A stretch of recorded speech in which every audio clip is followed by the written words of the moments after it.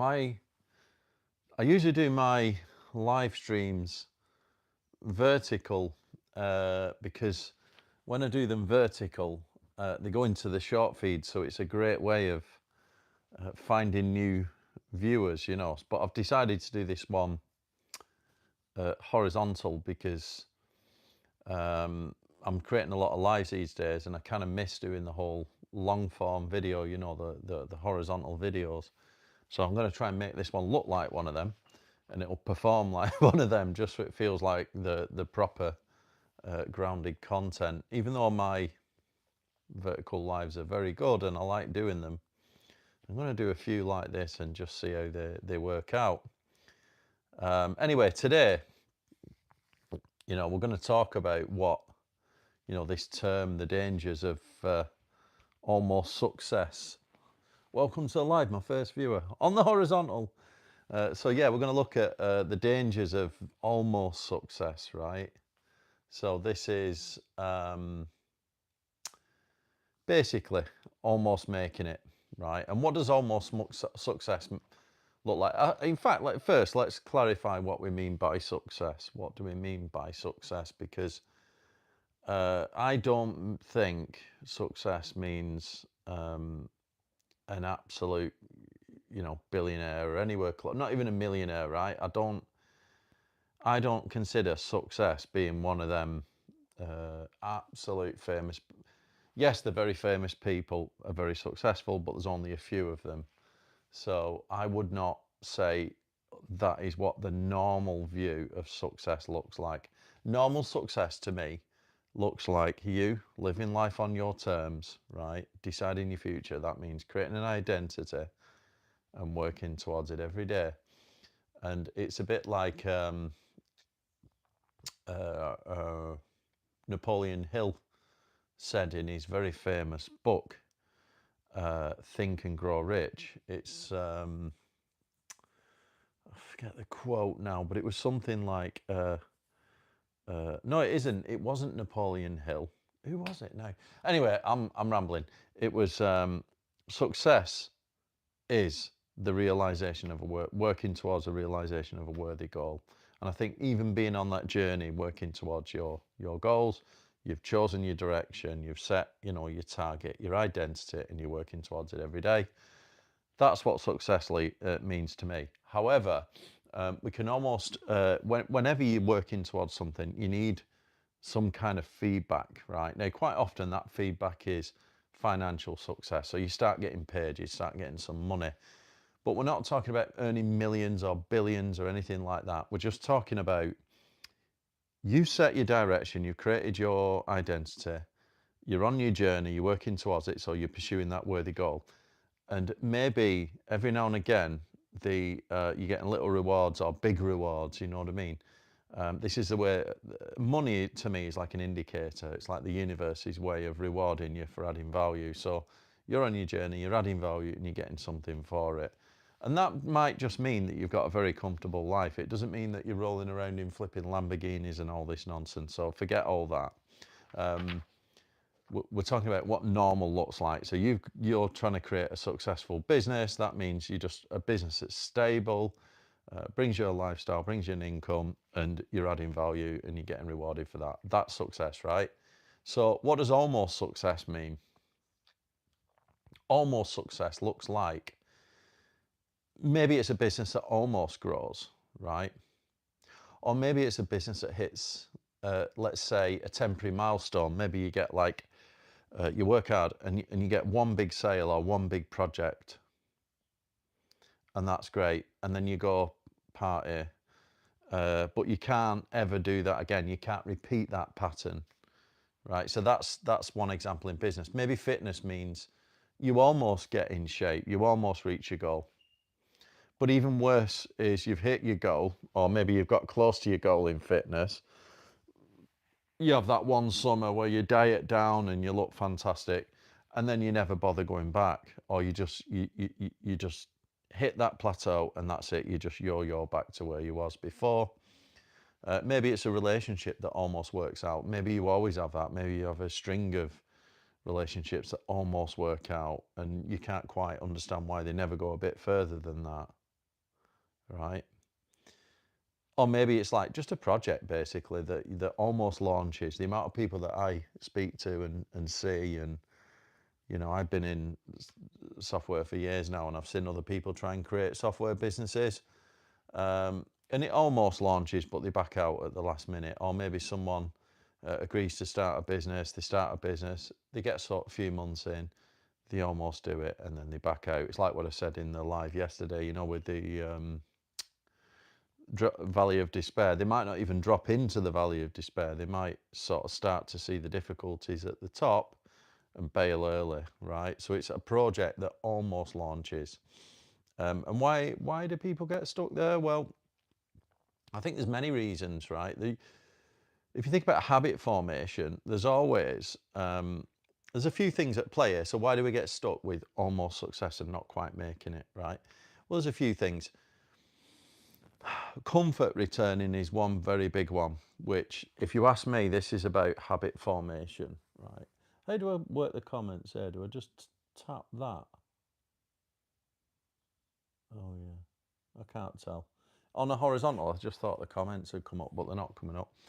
So what does comfort returning mean? Well, it's like when we, you know, when we do any kind of habit formation, we've always got the status quo, what our body is used to, our mind, our body is used to doing, which is fighting against us. And whenever we're trying to make a change or do something new, that's where you get that initial resistance, and sometimes it can be pain.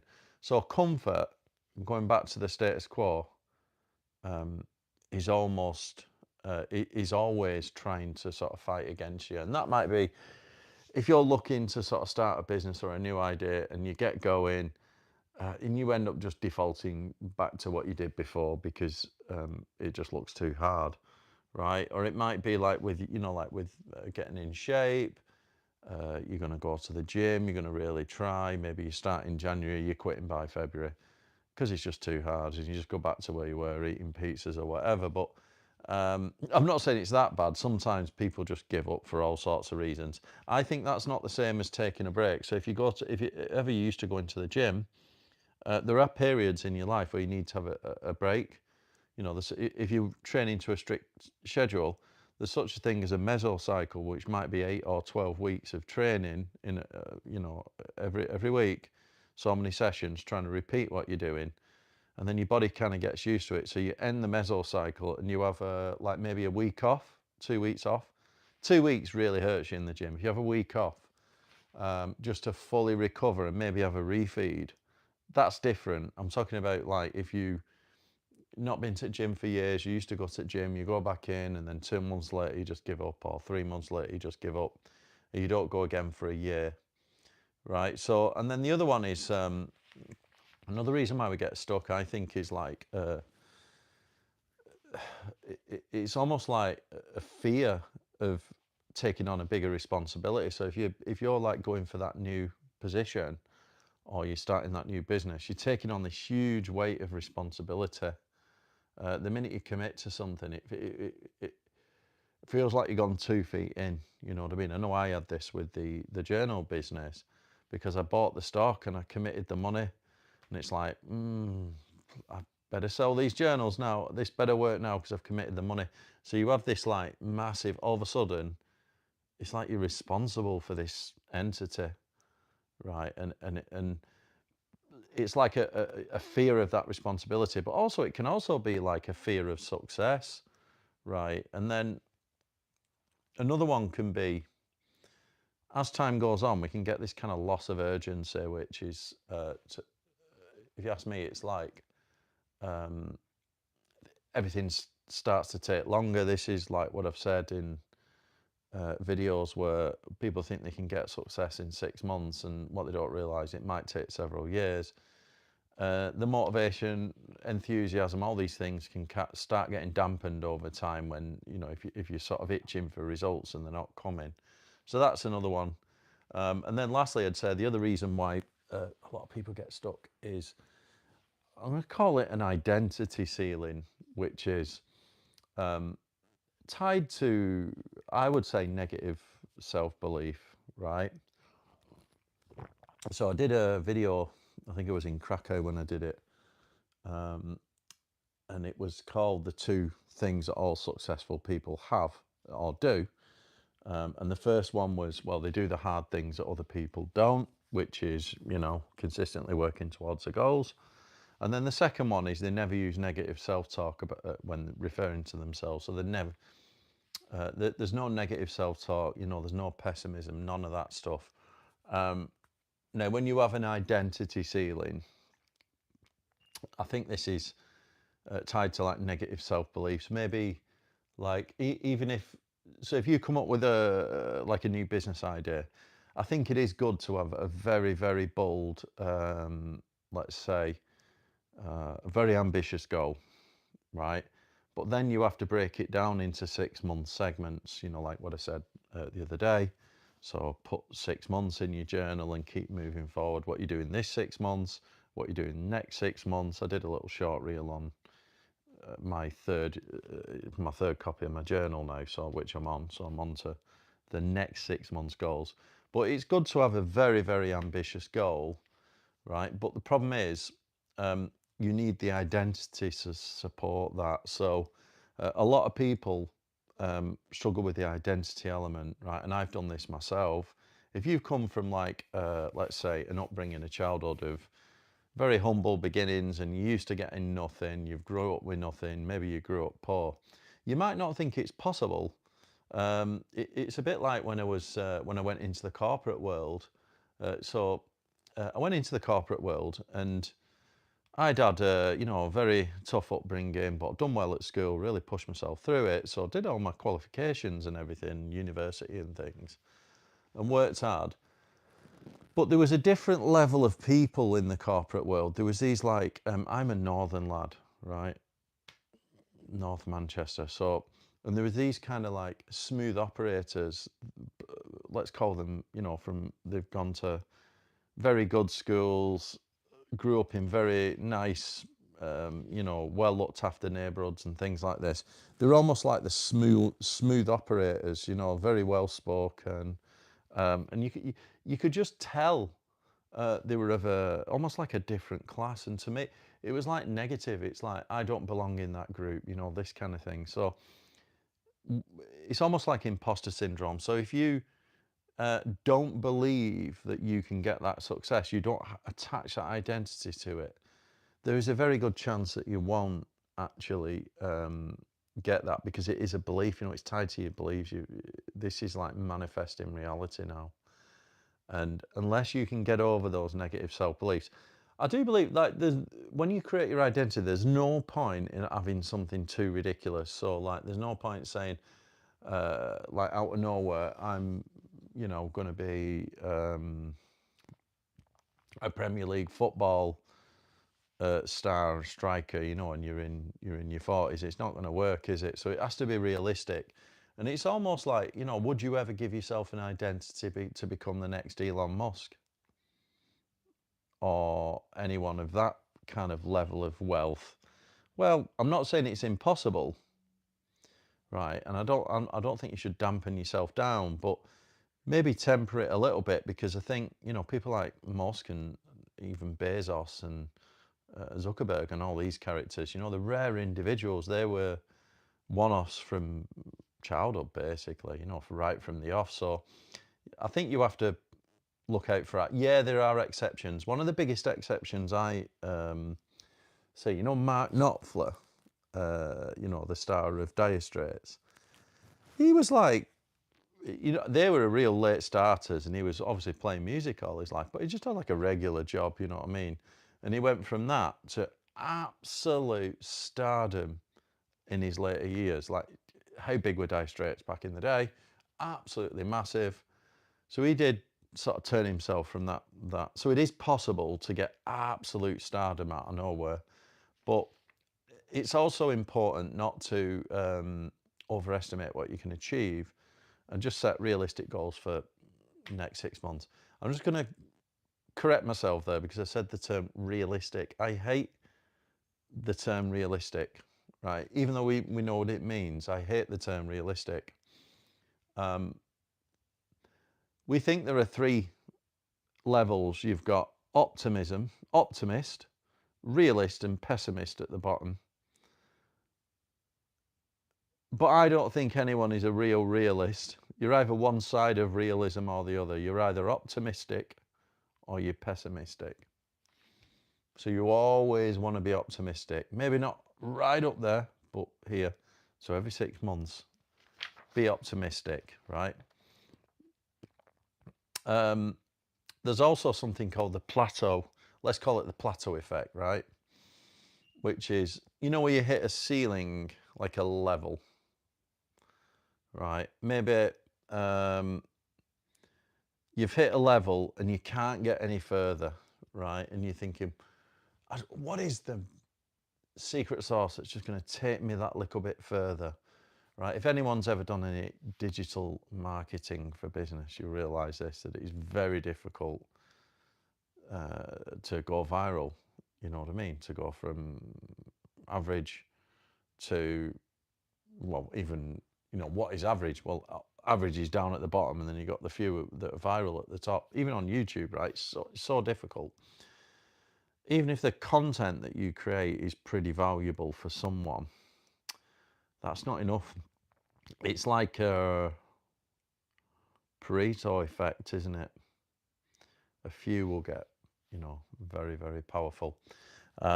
So that can, you know, you can end up plateauing and you think, how do I go that little bit further? So it might be in your business. How do I get more sales? How do I do this? And this isn't about getting more sales. That's not what this live's about. It's how do you get past that sort of ceiling, that plateau? Because what happens is you can be there for a very long time. Quite often, success comes after a long period of grind. You know, a very long period of grind for a very long time. And then occasionally you'll just, you know, out of nowhere, it's like what I said yesterday, you've got that sort of valley of despair that can keep going. So you've got, you know, you might have like long periods of stagnation. But if you think, one thing I always think about stagnating is maybe you're not stagnating, right? Maybe you're just doing enough, just putting enough effort to fight against the natural effect of entropy. Because one thing that's always happening is entropy is always fighting against us in every area of life. So basically, entropy works where if you do nothing, you will slowly degrade. And it's a bit like treading water, you know what I mean? I mean, obviously we can float, but let's say we've got like a lead belt around us and we're just going to sink if we're doing nothing. Well, there's the water line. You'll just start sinking. And when you do a bit of effort, you'll come back up a bit and then you'll sink like this. And everything in life, entropy is fighting against us. So sometimes you might just be doing enough to tread water. Right, doesn't mean you're doing nothing, but it feels like you're stagnant and you're going anywhere. But if you stop, you'll actually sink. And I've got M. Scott Peck, The Road Less Travelled here, which is a little book, but it's got these two wonderful diagrams in which I've showed you before, right? And it's all about the force of entropy in life. So the first one is the physical world at the top. Let me just bring that closer. So you've got like at the top, I don't know if it's clear, but you've got like man at the top, right? And then down at the bottom, what have we got down at the bottom? Right, so we've got man at the top, animals,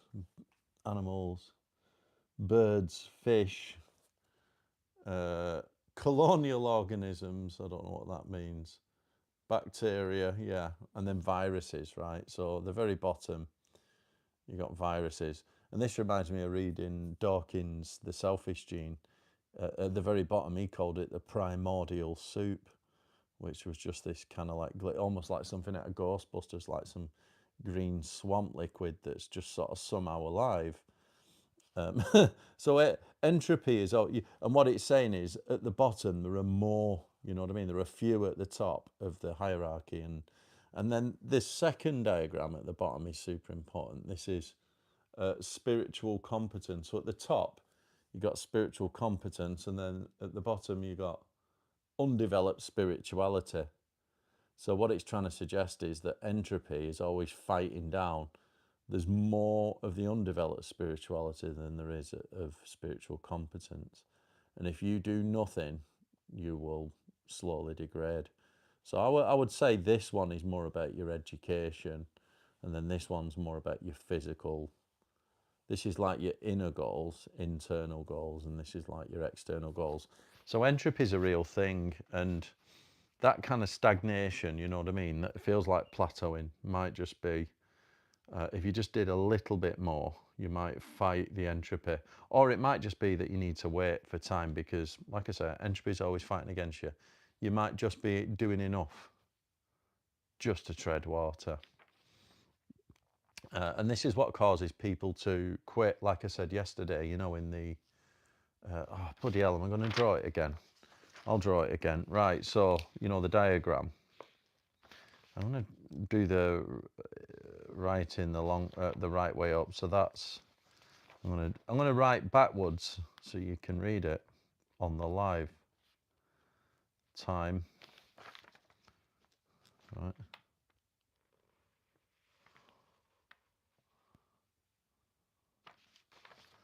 Yeah. All right. Okay. Right. So this is. I wonder if you can read that word.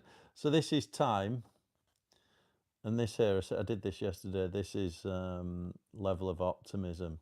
When you first start out, you'd be super optimistic, and then when you move forward a month or so, a few months. This is like if you're starting a business or going to the gym for the first time. You move forward a little bit, and then you get to here, and you end up with some conscious pessimism. You really realize that it's not as easy as you thought, and you start seeing all these problems, and you're like, ooh. And a lot of people give up here. These are the like people that are not really bought into the idea. They're just quitters from day one. You know, like I said yesterday, it's like this is the person who starts the gym in January and quits in February.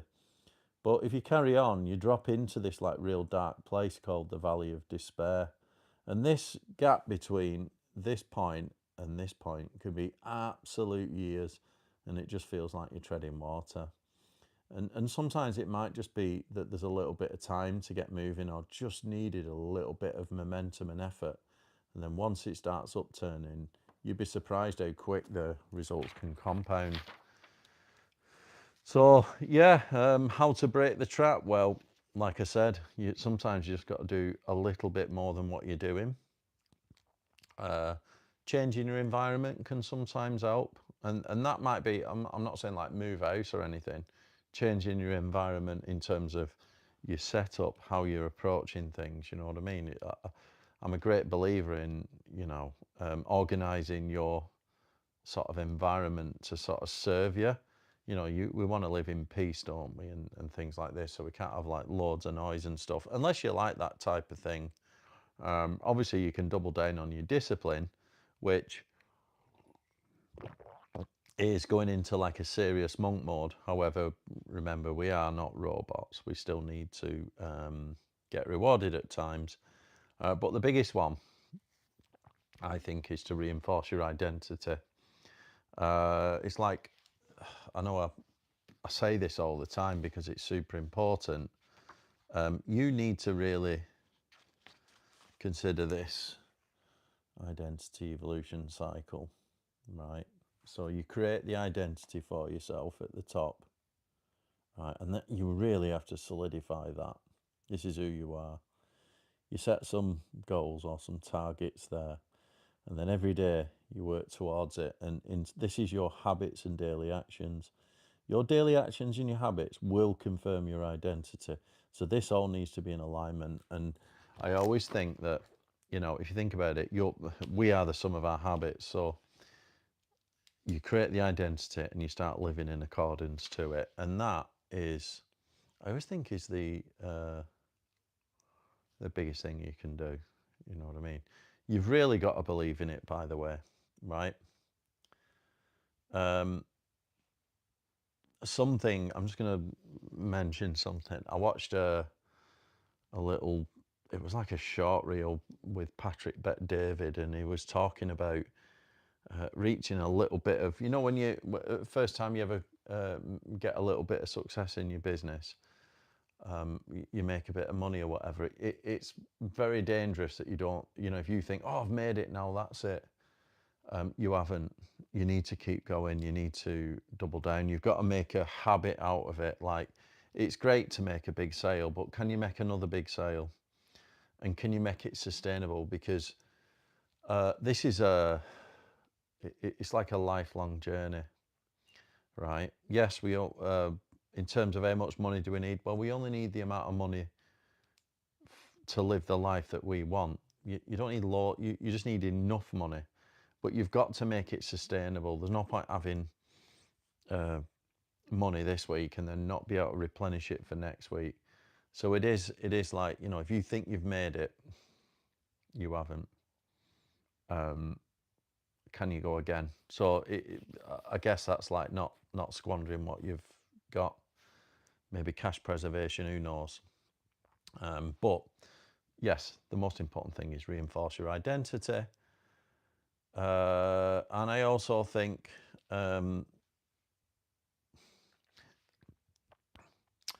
what's the most dangerous place to be in? What's the most dangerous time in life? It's not failure, is it? I think failure is all right because at least you've failed and you can go again or try something new. I think it's getting stuck in that plateau where you've not quite made it. That's more dangerous because that can last for years. Or even like untapped potential. You know what I mean? Being comfortable in life, to me, is untapped potential. And I think you owe it to yourself and your family to push yourself to go a little bit further. Okay, thanks for listening. I hope you like that live. And yeah, go and check out some of my other videos. I'll put some links down below. And see you all next time.